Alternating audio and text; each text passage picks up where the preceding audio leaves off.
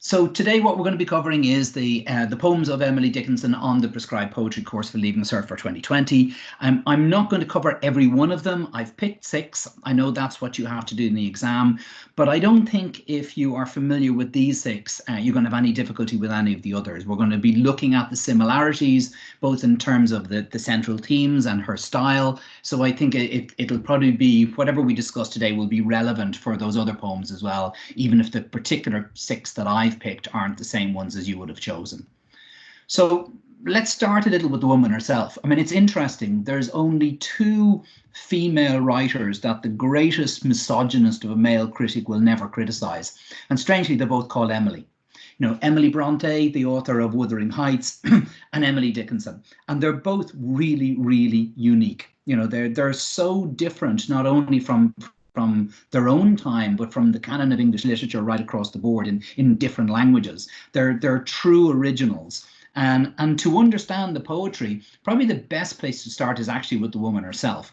And there's a number of quotes here, and I'm sure you're familiar with some, if not all of these, but they're worth considering to just try and get a handle into who the person was and why she wrote the way she did and about the subjects that she wrote.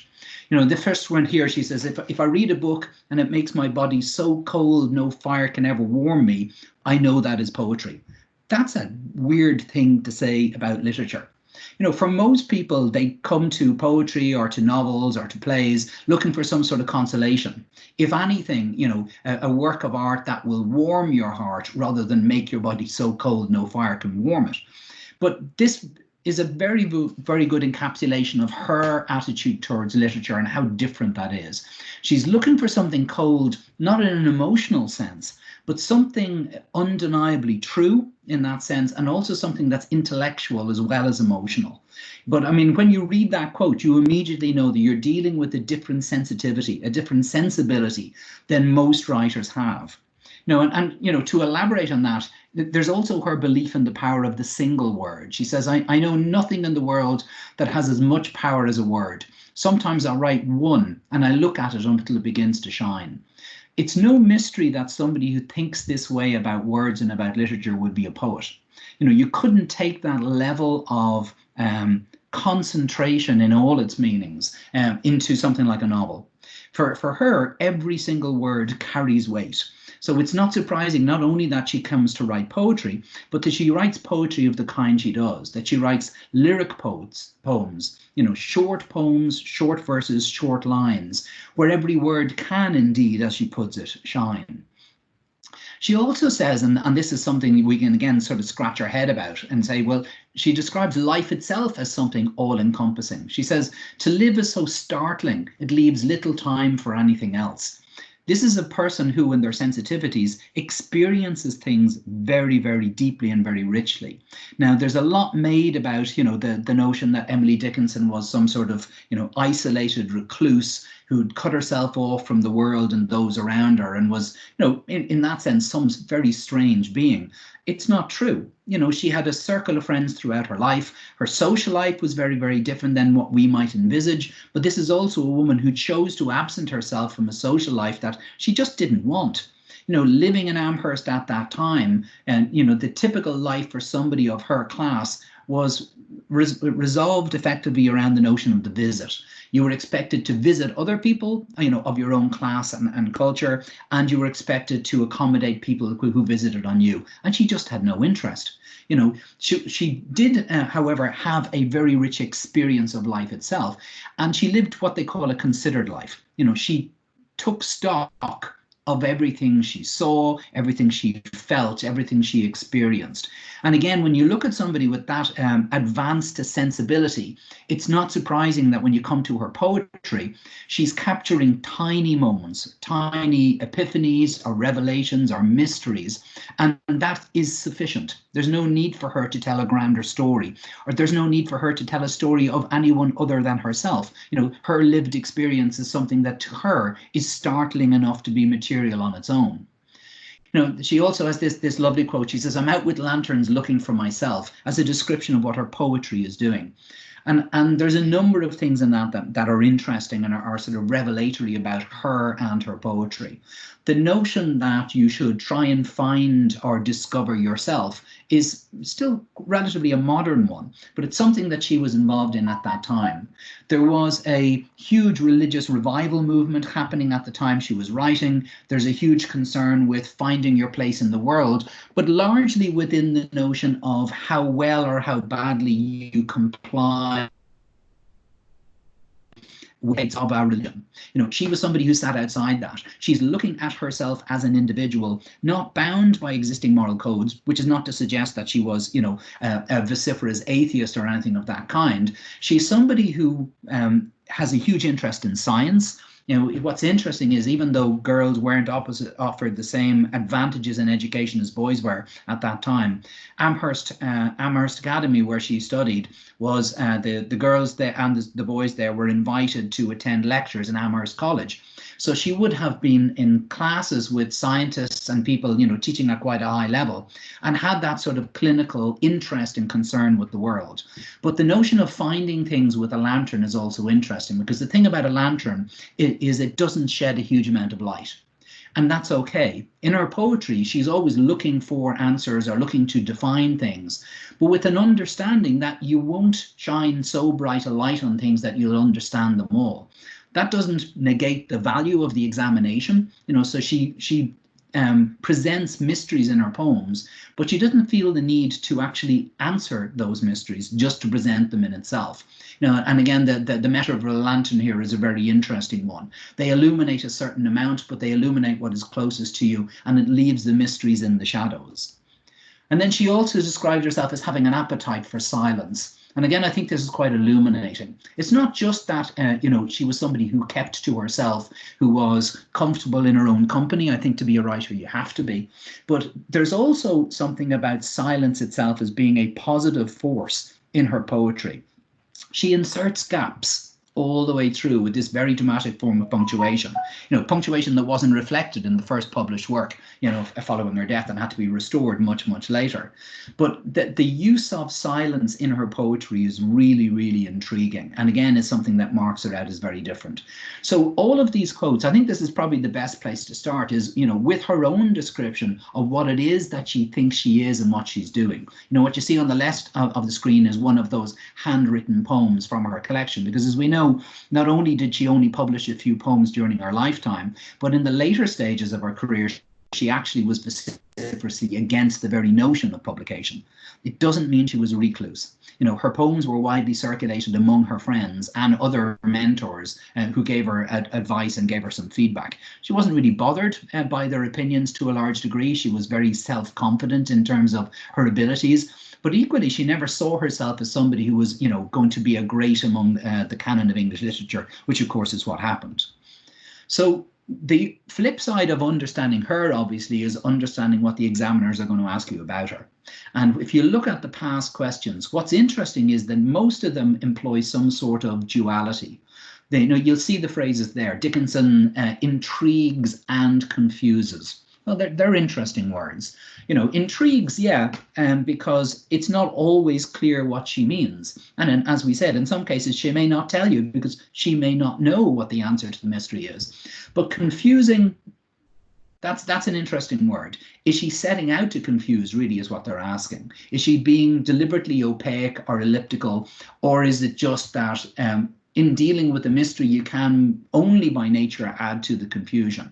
There's also the notion here about disturbing and delighting readers. Well, in all cases, what you're going to come down to is the theme on the one hand, the messages, be they intriguing or disturbing, and the style. And they're the two things you're going to be asked about no matter what wording they use in the exam. They'll expect you to talk about both, but not in isolation, but to talk about how her style actually impacts the delivery of the message of the theme and the tone of the poems themselves. So again, we see startling and thought-provoking, all of these dualities, and I would expect that you're going to see something very similar if Dickinson comes up this year. And being honest, I think I'd be very surprised if she didn't.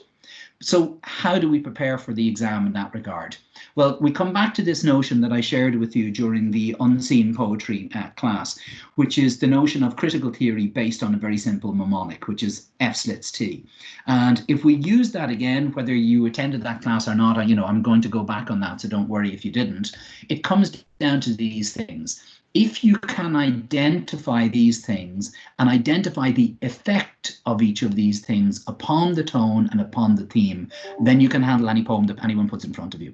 Not just the unseen poem, but obviously in terms of preparing for the exam, specifically in this case, the poetry of Emily Dickinson.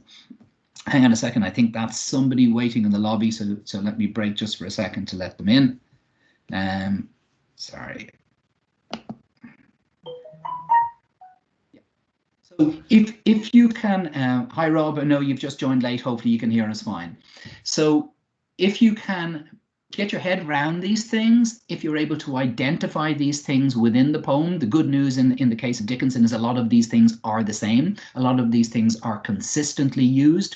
Then you're able to talk not just about her style of writing, what they've called about her use of language and imagery, etc., but you can also talk about the impact of those things upon that very unique voice. Because ultimately, when we're talking about style, all style means is a poet's use of those techniques. Some poets use a lot of them, some use very few, but it's that combination which gives them their unique or distinctive voice. So when we talk about the style of Emily Dickinson, we're going to be talking about the things that we're going to look at as we go through those 6 poems during this class. Now, in that previous class on the unseen poem, we talked a little about this when we introduced the whole F slits T critical approach, and we looked at there's a certain slant of light in the case of this, and if you were attending, you remember one of the first things we identified straight away is the form of the poem is it's a lyric. They're short verses, tend to have regular rhyme. In this case, it's alternate line rhyme, but on the even lines, and lots of use of half rhyme, etc. They're essentially musical. They're very compressed, and again, that's not going to vary. All of the poems on your course are written in the lyric form. There's use of sound effects, the most obvious ones, things like alliteration. If you remember, like heavenly hurt, for example, at the start of verse 2 here.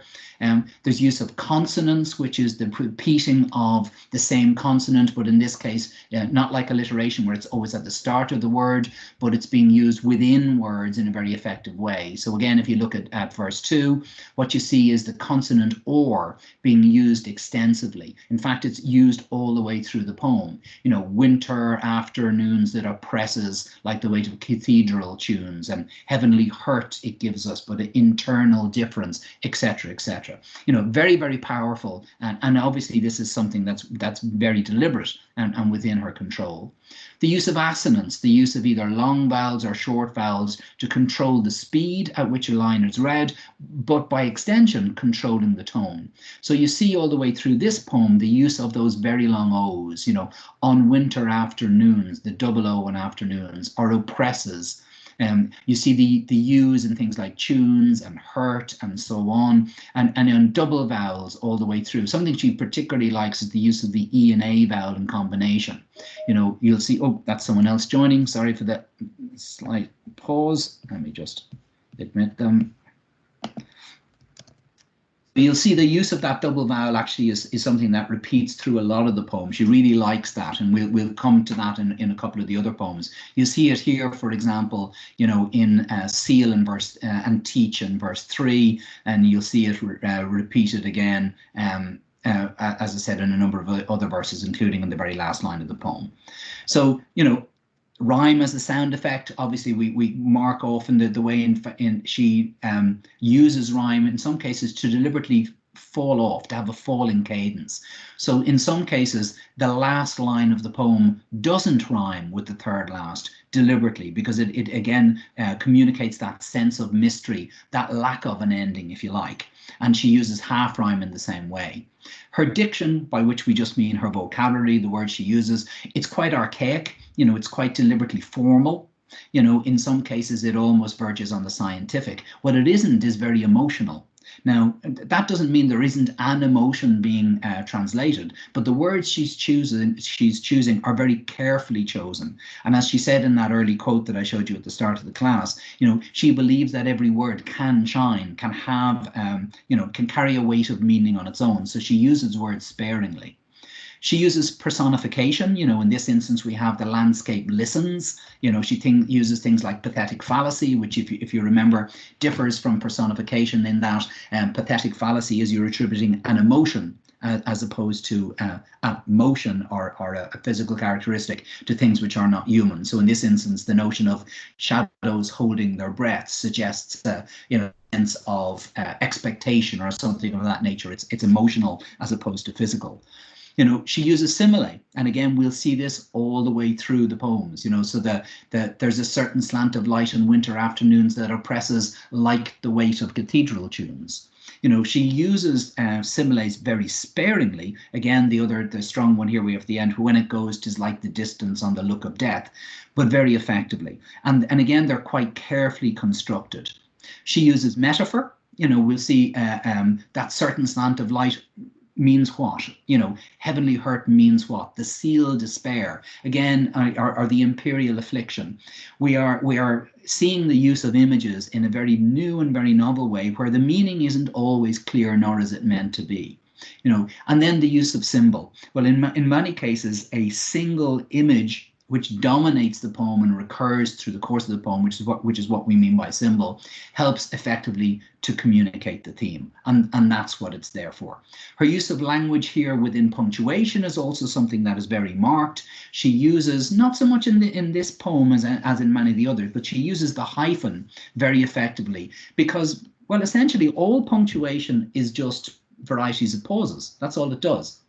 A full stop at the end of a sentence allows you to breathe and to continue. A comma provides you with a shorter pause than a full stop does. There's a different duration of pause between a colon and a semicolon. And we'll see her do things like use punctuation in a musical sense, almost in that regard, to control the speed at which the poem is heard. So we see in the second line of the third verse, she's using both a comma and a hyphen. That's not just for show, it's not visual, it's aural. She wants to have a very dramatic pause, and by combining two pauses, she manages to achieve that. The hyphen, as I said, is used much more often in other poems, and we'll come to that in a minute. So let's do that, with an understanding that combination of things we've talked about are what give Dickinson her style. Let's start with one of those other poems, I Felt a Funeral in My Brain. And what I'm going to do, I'm going to start with, and maybe this is slightly counterintuitive, but I'm going to start with looking at the style of the poem itself, as opposed to starting with the meaning. We'll come back to that because these things are inextricably linked. But let's first of all look at how you can use that F slits T mnemonic to take the poem apart as much as you can. Not to break it, because that's a horrendous disservice to a piece of poetry, but to understand how she achieves the effect that she does. So again, what we see straight away in terms of the form, this is a lyric, 4-line verses, very compressed, 5 verses in this case, which is quite typical of her. It's a classical form, typically associated with song or melody. What we see when we start to look at sound is, well, first of all, the use of alliteration, and she uses alliteration quite sparingly, and it's sparingly used here, but given how few words there are and how short the verses are, it has a marked effect upon it. The very beginning of "I felt a funeral in my brain" is very pronounced. And it's the alliteration which is helping to communicate that. In verse 3, kept treading till it seemed. Well, the thing about alliteration is, like all tongue twisters, is they slow the voice. You have to read it slowly because you literally can't keep up otherwise. And she's using it in throughout the poem, as you see, in different instances. But it's not the dominant sound effect that's used in this poem. What we see here is great use of assonance. Again, using long vowels, O's, U's, and the combination of E and A, which we mentioned earlier in There is a Certain Slant of Light, runs all the way through the poem and helps slow it down again. I mean, the purpose of slowing it down, well, we come to in a second. That's about tone. But the other thing about it is you'll experience this yourself. When you want people to hear you, speak slowly. You know, give them more time to hear what you're saying and to concentrate on what you're saying. And effectively, that's what Dickinson is doing here through her use of sound effects. Repetition, another really, really common feature of her poetry. We see the number of lines here that begin with the word and, you know, but also within the lines themselves, we see her repeating particular words for emphasis, you know, kept treading, treading, you know, dropped down and down, beating, beating, etc., to really emphasize it and also to communicate that sense of mystery that is contained within the poem itself. Another feature of hers is, and this is related to the lyric form, is that she constructs most of her poems with a 4/3 rhythm, which means, in other words, that in each odd numbered line, there are 4 stresses followed by 3 stresses in the line that follows. And what that gives you is a falling cadence. So if you hear the sound of the poem, I felt a funeral in my brain and mourners to and fro. The second line always sounds shorter. It's not just shorter in terms of numbers of letters or syllables, but the sound falls off. And that rhythm or cadence runs all the way through her poetry. And you'll see, you know, she doesn't use it in every line. She doesn't use it in every verse, because sometimes the way to draw attention to something is actually to break the pattern. But it's something that's very, very common to her poetry. And it's something, you know, which is another sound effect, which again has a significant influence upon tone. And she also uses sibilants. You know, the use of the sibilant S, you'll find some sibilant examples are actually C's as opposed to S's, and we'll come to some of those a little later. But if you look at verse 4 here, you know, as all the heavens were a bell and being but an ear, and I in silence some strange race wrecked solitary here. The effect of it again is to slow the line down, but also to give it a very soft rhythm before she comes to the harsh consonants of, and then a plank in reason broke. And if you see the contrast in sound there, it's there for a reason, and it's there to achieve a particular effect. You know, and ultimately this is about tone. You know, when we talk about a tone of a poem, we often talk about emotion. What is the dominant emotion of the poem? But how do you communicate emotion when people can't hear your voice? Effectively, this is how that happens. You know, when you use sound effects in this way, you do hear the poet's voice, because they're effectively controlling how you hear it, whether you read it quickly, whether you hear it quickly, whether you hear it slowly, where the stresses are placed through the use of sound effects of this nature. Now, in the exam, it's very likely they'll ask you about the tone of our poetry or the mood or atmosphere, things of that nature. But they're not looking for you to identify what the result is. What they're asking you to do is to identify how that result came about, which is the use of sound effects like this. So then let's look at the language and see what else is common here. Well, again, the diction is very pronounced. It's very precise. The punctuation, what we see is 2 dominant features of her punctuation which run through all of her poems. One is the use of capitalization. You know, she puts capital letters on words, and we don't immediately know why. But what it does is it draws attention to the word itself. It makes you realize that there's something more there that is worth considering. And it's used all the way through the poem here. It's used all the way through the other poems as well. What she also does is, again, use the dramatic punctuation, again, to insert those pauses as the poem is read. And effectively, every pause is an opportunity to think. And the dominant form of punctuation in this case, obviously, being the hyphen used all the way through. And personification, again, we saw it in, there's a certain slant of light. Here again, we have silence, some strange race, you know, personifying the notion of silence here. Why is it being done? And again, it's to make us think about that before we come to the other features. And then in terms of imagery, you know, the poem again, 2 dominant similes, you know, a service like a drum and as all the heavens were a bell. You know, part of a dominant overarching image here, the notion of the comparison of the death of the brain or of consciousness, and the notion our image of our symbol of a funeral. But again, they're used sparingly. You know, she doesn't load her poetry with similes. There's never more than a couple of them, and they're always very well chosen. What we see in this poem, the dominant form of imagery is metaphor. There are metaphors running all the way through, but every one of those metaphors, you know the difference. A simile compares 2 things using like or as. A metaphor says this is that. Effectively, it's a direct comparison.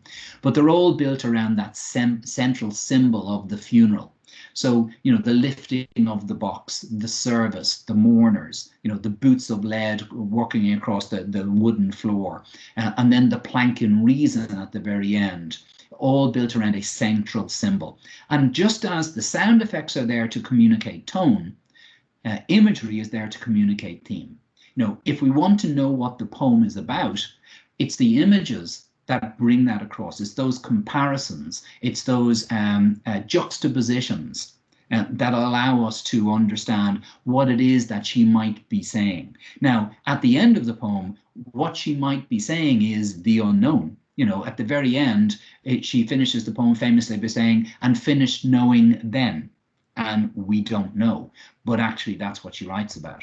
So, when we talk about theme, the common thing you're told about Emily Dickinson, and I'm sure your teachers haven't done this, but in most cases people are told that her theme is death, that Emily Dickinson writes about death. Well, actually, she writes about quite the opposite. She writes about existence. What does existence consist of? What is it to be sentient, to be alive, to be knowledgeable of things around you? And what happens when that consciousness ends? Now, she doesn't write about death as a subject, but in many of the poems she writes about the moment of death. Not because death is the subject, but because consciousness is the subject. What happens when someone dies? What do you finish knowing at the point of death? And we see that again in one of the other poems when we come to that a little later. That particular moment is captured. She writes about the notion of understanding because she is concerned with human consciousness, human understanding. She's living in quite an intellectual circle, a religious circle, where the notion of understanding your own actions, impact upon society and the world itself, that fascination that had arisen during that period of time with science, is really central to it. Trying to understand, trying to, as she puts it, define things is a central subject or theme within her poetry. And then what she also deals with is, and again, this is unusual, both for her time and beyond it, with both the known and the unknowable. Just because we don't understand something doesn't mean it's not a subject for a poem. A theme doesn't have to mean an answer. A theme is a concern. It's an idea that the poet comes to.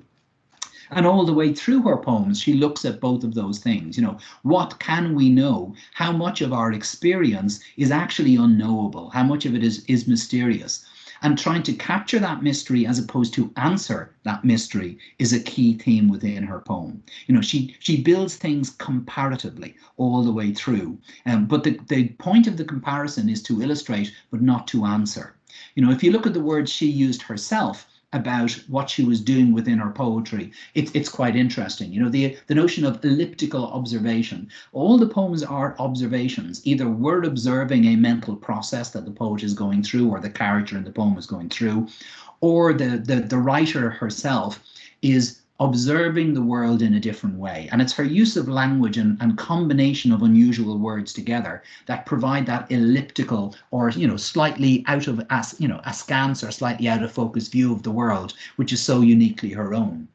The notion of definition that she uses is this idea that she's trying to tell you what things are. She tries to define things. Hope is the thing with feathers. Sounds like a definition, but again, it's not a definition that has a single interpretation. It's just her attempt in the poem to define or to pin something down and share some understanding or some elements of the mystery about that issue.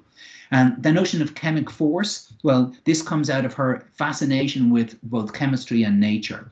If you think of a poet like Dylan Thomas, he sort of revisits this many years later, but he talks about the force that through the green fuse drives the flower. Here again, there's a fascination with nature. In a number of the poems on your course, she's looking at creatures in or processes within nature, looking at the energy involved, looking at the processes and the transformations that take place within the natural world. And there's also mention in many of her letters of this notion of escape, but it's not physical escape from her life. It's not physical escape from what we might perceive as a very confined existence, but it's the notion of escape itself, of going somewhere else. And then the other thing that our poetry deals with is actually poetry, the role of poetry, the purpose of poetry, and how writing something can help lead you to a greater understanding of the world you're within. So with that understanding, let's look at another of the poems, and let's go through a similar process. After great pain, a formal feeling comes. And let's look at this, first of all, again, from the point of view of the use of the stylistic features which generate effectively both the tone and the theme. Again, what we see is use of both assonance and alliteration. We have all these long O's from the assonance to slow the line down, to get you to concentrate on what's being said. Again, very careful use of alliteration, not an awful lot of it within the poem. We again see the very, very precise diction. We see punctuation. Again, the hyphens are here, the capitalizations are here. We have the use of personification. Similar things you're going to find all the way through. In imagery, the use of similes. Again, we just have 3 in this instance, 1 in each verse, but very, very much sort of controlling the interpretation of meaning within it. Again, use of metaphor, and in this instance, we don't have a dominant symbol, but all of the images are very interconnected, and they help to translate the theme. Well, in this instance, what is the theme? What is the subject of the poem? I touched on this before when we did the unseen poetry class, and the reality of this is your answer is as valid as anyone else's. You can look at this poem and you can talk about this about being about the aftermath of grieving, about the processes of mourning, that after a certain stage of mourning anyone or anything, a sense of formality or a sense of pattern or habit almost comes about, that after the great pain, the nerves become stilled. The nerves sit ceremonious like tombs. The stiff heart questions. So the heart is becoming stiffened, the feet become mechanical. It's a wooden way of ground or air of aught. There's a quartz contentment like a stone. The things have calcified or solidified, that grief itself has done. And as she says at the end, this is the hour of lead, remembered if outlived, as freezing persons recollect the snow, first chill, then stupor, then the letting go. So you can read the poem very much as being about the process of grief, the stages that people go through following the enormous pain of a loss, and how that becomes almost habitual, that for reasons of necessity, people come to terms with loss and manage to move on. And that notion of death being something ordinary to life is something we see in some of her other poems as well. But the point again, and I'd reiterate this, is it's up to you what this poem is about. What you will be marked on is your ability to identify how you came to that belief. And when we talk about theme, we're talking about imagery. How did those juxtapositions or those comparisons bring you to that understanding of the meaning of the poem? And then when we're talking about tone in the same way, how did the use of those sound effects, how did the use of language help communicate the tone or mood of the poem, whatever you decide that is? But we'll move to another one. And if we look at the soul has bandaged moments, again, there's a similar style being used all the way through. Here you'll see all of the things we've seen before in I felt a funeral in my brain. We see the use of repetition, although quite sparing. We used to see the use of sibilance, particularly in the second verse at the very beginning. We see the use of assonance, use of long vowels, particularly if you look at that 4th line in the second verse, the long O's, the lover hovered o'er, really drawing attention to the line itself and to the comparison that she's making. And again, the use of the 4/3 rhythm, the 4 stresses on the odd numbered lines, the 3 stresses on the lines that follow, to create that sense of a falling cadence, a falling off in the sound. Again, the language is really interesting. One of the things in this case is which is really worth noting, is her use of novel word combinations or compound words. She creates new meanings by putting words together that would not normally be seen together, or putting them together in unique or original ways. So we see that in a couple of times in the poem here. The notion of bandaged moments, or delirious born, or long dungeoned, retaken moments, or felon-led. All of those combinations of words create new meanings, and they draw the reader's attention because they make you think, because the meaning isn't immediately clear. The other features of language you expect to see are here again. You see the use of the hyphen all the way through, the use of capitalization, the use of all of the standard, if you like, features of Dickinson's style. And then in imagery, again, we see a couple of very sparingly used similes, but they're very effective here. The notion of dancing like a bomb is a very powerful and original simile. And metaphor all the way through. Huge amounts of metaphors based on effectively a central concept. And then we come to the notion of theme. And again, it's the same situation. The poem means to you what it means to you. What you need to be able to do is to draw the link between your understanding of it and the devices or the stylistic features the poet has used to bring you to that understanding. For me, I look at this and it's the notion of the way in which the soul can be paralyzed by experience, how it can be put upon, and how even when the soul escapes that. So if you look at the very start, the soul has bandaged moments when too appalled to stir. She feels some ghastly fright come up and stop to look at her. The soul in a moment of pain or paralysis being preyed upon by some external force. There are a lot of different interpretations of the poem in terms of what it might have meant from her own life, some unwanted, anything from an assault to a persecution of some kind, we don't know. But effectively, this is just, she's using imagery in a way to create a very dramatic scenario. So we have the personification of that fright, whether that's a thing or a person. Salute her with long fingers, caress her freezing hair, sip goblin from the very lips the lover hovered o'er. And the comparison between the goblin and the lover in this instance. So here is the soul paralyzed and the goblin, the fright, coming to take advantage of it because it's incapable of protecting itself. And then the contrast with the notion of the soul has moments of escape. When bursting all the doors, she dances like a bomb aboard and swings upon the hours. The contrast when the soul is freed, and she makes the comparison then with the bee escaping from the dungeon of the rose to touch liberty and go out into the day, then knew no more but noon in paradise. But then she reins it back in again and points out that those moments of freedom, that those moments of liberty can be fleeting. And then the soul's retaken moments, when felon led along with shackles on the plumed feet and staples in the song, the horror welcomes her again. These are not braid of tongue. Braid of tongue, braid in the sense almost like a donkey brain. They're not talked about effectively is what she's saying. They're not declared.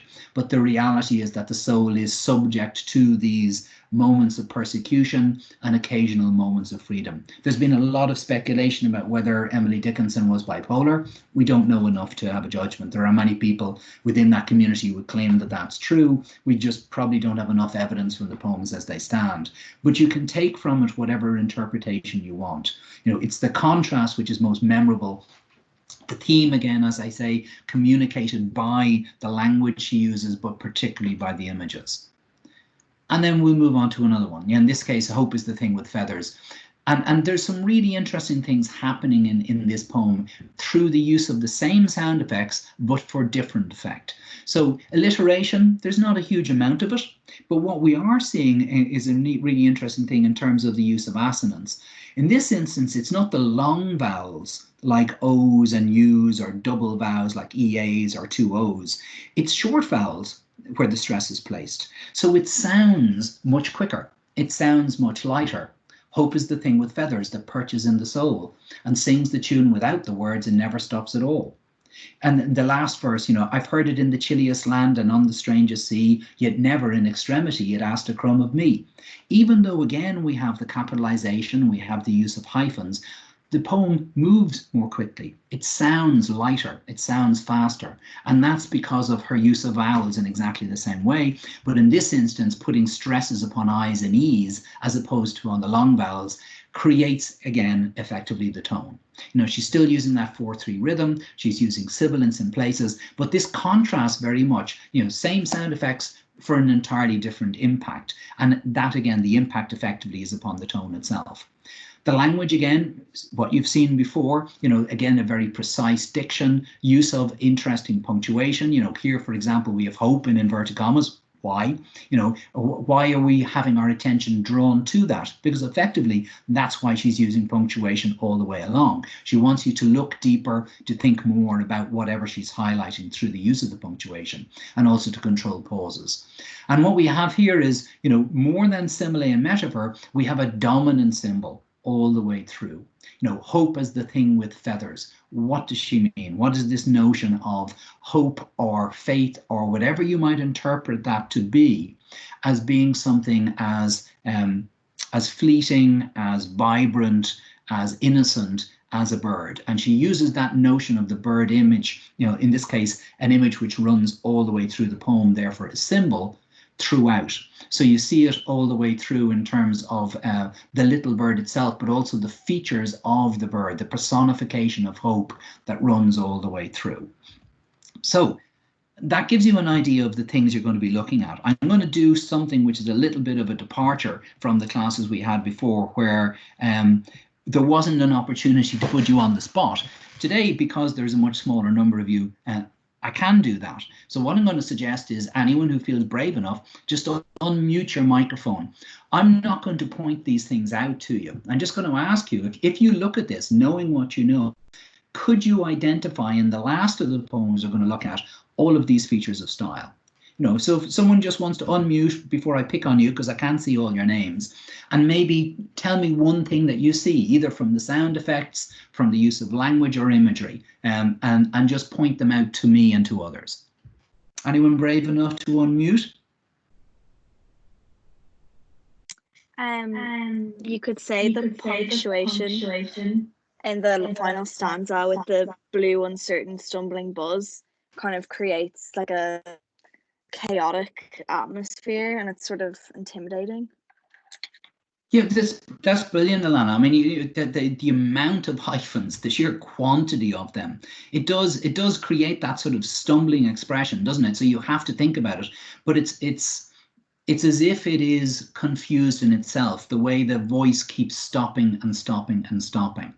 And obviously in the middle of this is there is that notion of the mystery of the moment of death, which we saw before in a funeral. I felt a funeral in my brain. I could not see to see, similar to, and finish knowing then. Yeah, so definitely the use of punctuation is really powerful here. And you're right. Again, it contributes to the atmosphere, contributes to the tone.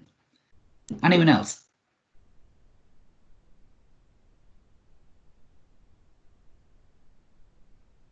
I will pick on you if you don't volunteer. There's no hiding. I mean, I know we've had up to 79 people on some of these classes, but there's only a few of you. So, okay, I will pick on you. Molly, do you want to pick up something there? Just point out any of these features of style that you can identify.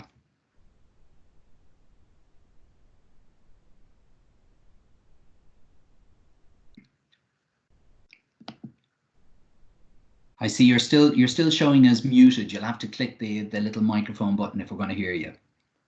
Oh, sorry, I didn't realize. No. The stillness in the room was like the stillness in the air. That's like a simile, which is kind of weird that she's comparing the stillness, like two stillnesses. So it's repetition as well. Yeah, it is, and it's very powerful because again, it does exactly what you're suggesting. It makes you think about what those comparisons might be. As well as sort of underlying that notion of stillness. Effectively, we're talking about the moment prior to death. So that stillness in the room and the stillness in the air mirroring each other, as she puts it, between the heaves of storm. It's a very powerful image brought across by the use of repetition. Really good. Isabel, anything you want to point out?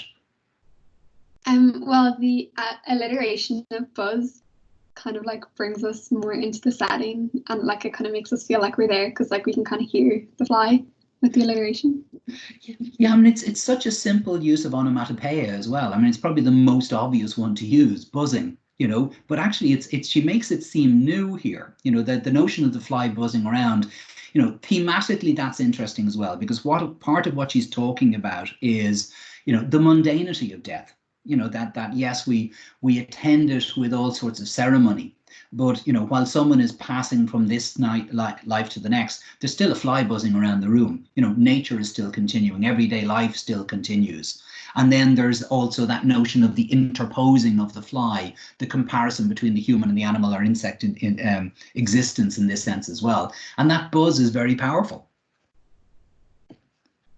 Who else can I pick on? Caitlin. There's a lot of sibilants. For example, in the second stanza, when it says the last onset, when the king be witnessed in the room. You're right, and that sibilant S in onset and witnessed, you know, that which is very, very much stressed, and it brings you back to, again, draw attention to whatever that image of the king that is being witnessed actually pertains to. You know, and we'll see there's not as much sibilance. It's interesting in this poem as in a number of the others, but it's there in the stillnesses and the heaves of storm, and it's there at the very, very end, you know, in those very final words, I could not see to see. So the poem falls off with that notion of sibilance really dominating the theme or dominating the tone. Let me pick on one more person. I mean, look, you guys obviously know the text well, which is great, you know, which is Saoirse. I'll pick on you as well, just to point out one of the things there. Again, you may need to click the little microphone button so we can hear you. Sorry, yeah. I know it's not really a technique, but when she says sign away what portions of me be assignable, like, I think it's quite cynical. It kind of gives us an insight into what she thinks about the tradition of death. What do you think? I mean, is she, I suppose one of the things that mark her out as different is not just the way she writes. I mean, the reality is if you found a poem of Emily Dickinson's somewhere, you would know it was hers almost immediately, you know, and it's because of these stylistic features. But her view of the world is original too, you know, and it's interesting that her view differs so much from the views of those around her. You know, there was always this, there were several attempts to make her or get her to think the same way as people around her, or to get her to behave like people around her. And she rejected everything, you know, not in an aggressive or rebellious way. She just said, no, that's not me. You know, and she lived her own life and had her own beliefs, and strongly believed in the idea that you have to come to your own understanding, that, you know, that you shouldn't just accept other people's views. You should first of all try to understand. And that's what we see her doing in all of the poems, is examining moments like this, examining features or occasions within nature, and trying to come to an individual understanding of them. But, you know, it's interesting that, you know, that you can see a certain cynicism sometimes coming through. Maybe that's part of a rejection of, you know, traditional belief, or rejection of, you know, traditional ways of thinking. But there's no doubt that that's part of the thing that makes her very, very different. And it's part of those central themes that you see as well. Okay, no, look, I'm sorry for putting you on the spot, but it's been fun for me, you know, because obviously I've only been able to hear the sound of my own voice each time I've been doing these classes. But, you know, hopefully what you see is those things are constants. You know, not every poem uses every one of these stylistic features. The reason I started with I Felt a Funeral in My Brain is because it uses so many of them. But sometimes the thing that makes them most distinctive is the ones that are used most sparingly. You know, so look and see them. It's not just, as I said, about identifying what she's doing or how she's writing, but what is the impact of that? How does it affect the tone? How does it affect the way you read it? And how do the images and symbols and metaphors in particular help to communicate whatever that theme or idea might be? So whatever you face, you know, in terms of dealing with Dickinson, if you're familiar with this mnemonic, and if you're able to identify those things and the effect that they have upon the poem, then you're not going to have any difficulty in the exam. Because the reality is that the most likely questions will deal with these things. You know, they'll either talk about her central concern, and they may identify it, and they may use some of those received ideas about, you know, she writes about death, she writes about the end, you know, isolation, things of that nature. Just counter it. If it's easier to agree with it, do that. Whatever is going to get you the most marks, go with that. You know, don't always feel that you have to be guided by your conscience when you're in an exam. Ultimately, this is about giving you the points you need to go and do whatever you're going to do next. So whatever you can defend should be the approach or the stance that you take. But I think they will bring out something about her central preoccupations. And when you look through the poems, that's easy to see as a consistent thing, but it's also very interesting that she picks up subjects and dives so deeply into them when they may be almost innocuous things themselves, particularly in the nature poems, which we didn't spend time on today. Now, they're going to talk about her innovative or original use of language and imagery. Whatever question you get, you're going to have to bring that in. Because even if you're talking about what her subjects are, you still have to talk about how the use of language and imagery communicate those subjects or communicate the themes or ideas about those subjects. So knowing why she's original, being able to identify those things that we talked about today, and how the combination of all those effects, which every poet has at their disposal, but it's her particular use of them, or particular, if you think of a poet's style of being a bit like a recipe, all the ingredients are in the cupboard available to everyone. But for this particular recipe, we're using the following ingredients and we're using them in the following measures. And she uses certain ones very sparingly. She uses certain ones in a dominant way. And it's that which gives her the originality. They may ask you something about the tone. They may talk about it being, contemplative or philosophical. This relates back to the fact that what she's trying to do is to look at and understand either events or moments or things.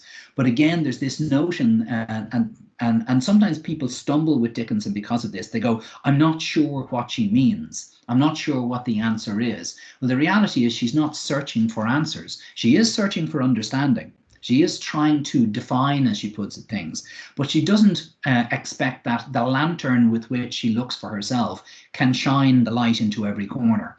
So it's fine for her to present things as being mysterious. That in itself is illuminating them, if you excuse the pun in this instance. And so, yes, it's philosophical, but like most philosophy, it doesn't necessarily present you with answers. It presents you with better questions. And in many cases, that's exactly what her poetry does. And then also there's the notion of symbolic representation. Well, there are dominant symbols that you see in the particular poems that are on your course. Symbols which are related to funerals, to mourners, to hearses, in Because I Could Not Stop for Death, another one of her most famous poems. Those dominant symbolic representations you see all the way through. But why are they there? The images are never there for the beauty of the vision itself, if you like, because they are visual things themselves. But what is she trying to communicate? And she can use similar images or similar symbols to translate different meanings about different subjects in different poems. So yes, look at the patterns. But again, essentially, this will always come down to the same thing. If you know this and you know how to construct or deconstruct the poem using that simple mnemonic, you're going to be fine. Going into the exam, the two things they're going to ask you. They're going to ask you about what is she on about? And in previous exams, that's been about, being intriguing and confusing. Well, that actually says much the same thing. We don't know what she means, and that's fine. Being able to say where that confusion comes from, or to give your own view of what the answer to that might be, that's enough, as long as you can point to where it comes from, how it's achieved. And then they'll talk obviously about the use of language, the use of imagery, the unique style that she has. So at this point, again, you can leave your mics off mute. Are there other things you'd like to ask me about Dickinson, and have you found this approach, which is obviously very different than we've had in the past, of use to you as I prepare to do classes on the other poems or the other poets that you identified? I just had a question about the 2016 exam question, and it was like her use of innovative style to explore intense experiences can both intrigue and confuse.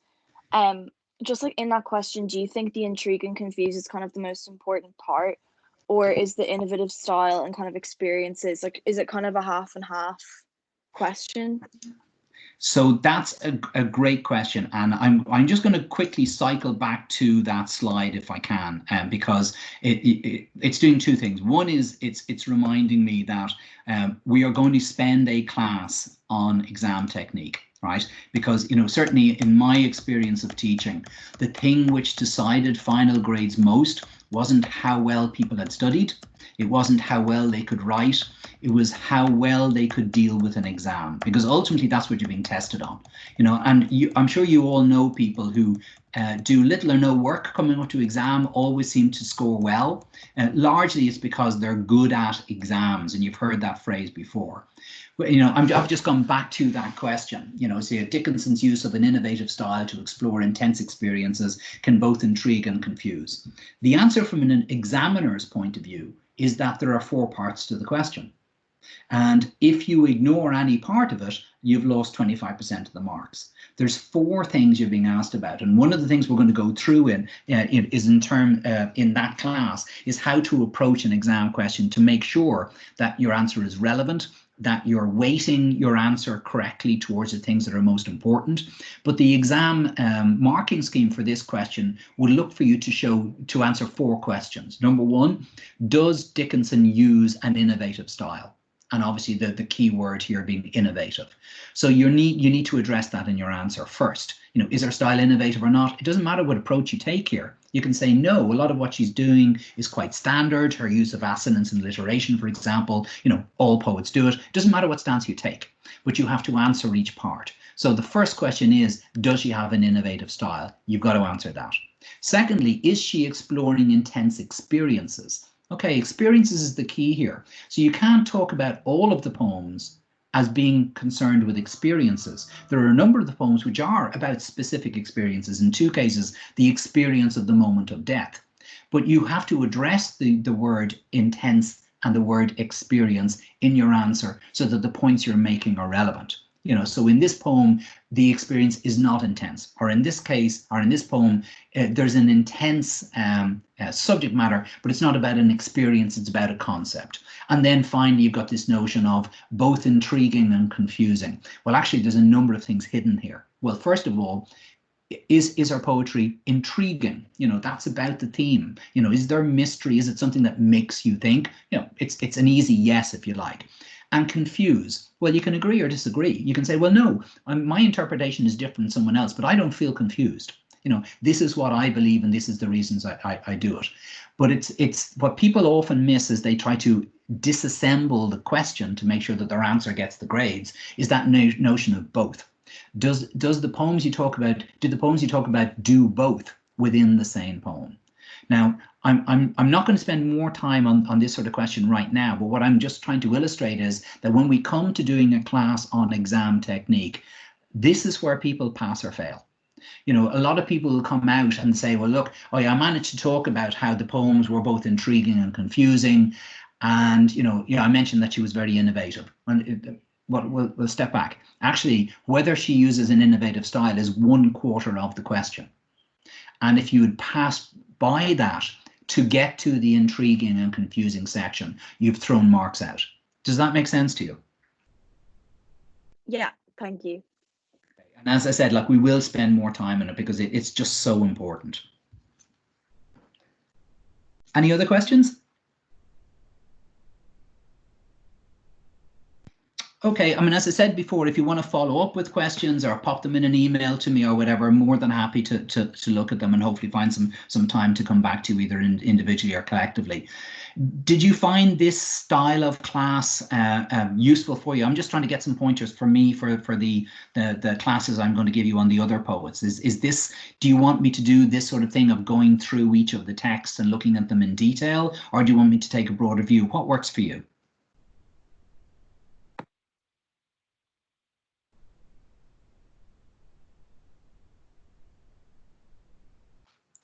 Don't all shout at once.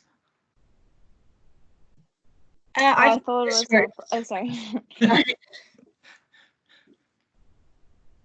So I thought it was good and helpful. Yeah, so did I. Okay, good. Obviously, look, the reason I'm doing it, as you know, is partly to try and raise money for a loan. That's why I'm giving up the evenings and spending the time preparing them. But obviously, I'm wasting my time if it's not of value to you. So don't feel you have to be kind to me. I'm not your teacher. If there's things you want me to do differently, there's other stuff you'd like me to do or different approaches you'd like me to take, feel free to tell me. Just send me a comment or pop something up on the website and in the comments page. As I said, it's all there. Sorry, I'm right at the end of the slide deck now. See if I can get back to the other end. No, I can't. It'll just take too long.